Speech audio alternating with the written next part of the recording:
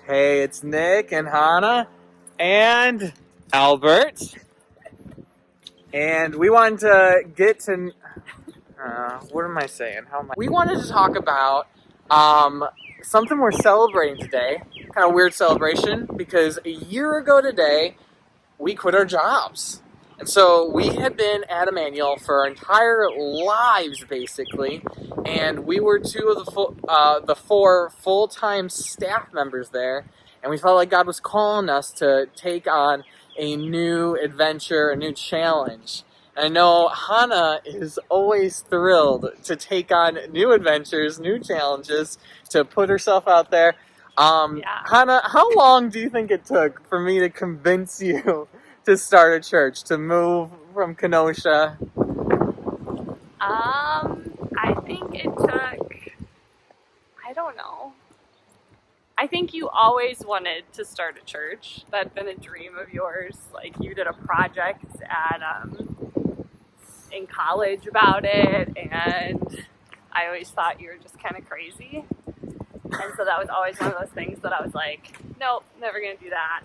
I don't want to do that. So probably we seriously started talking about it in February of last year, and then we actually made the decision, I think, in February. February, yep.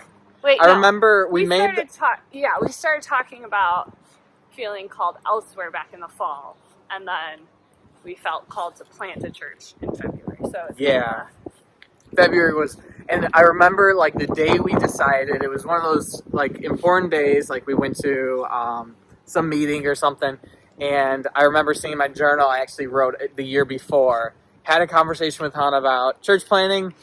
It was a short one because you didn't even want to talk about it. You didn't want what? Because you thought if we were going to talk too much about it, it might actually happen. I think so. I think that was it. Is that I was like, well, if you don't talk about something, then it'll never happen. And then everything will be fine. That's how the world works. So anyways, so May 5th of 2019 was our last day on staff. And so I remember that week, especially that Thursday, our last day in the office, you cried all day long. So, I remember people kept coming in and saying, oh, today's your last day. And I would just like start bawling. It's over. What was it for you? It was people telling you it's your last day? Like it became real? Yeah, I think it became really real when people, like if somebody else started tearing up or like gave me a hug or something, like that just made it so much more real because I was like, Albert is having like a freak out. Oh. Let's pause. Let's say this. If you were going to go back to that day in the office and you were to tell yourself a year younger, what would you say? Like now that you've lived this last year, what would you try to like console yourself? So I would say, first of all, to my 1 year ago self, like, you're having faith by doing this. I didn't ever realize that I knew, like, everyone kept saying, oh, you guys have such great faith. You have such great faith.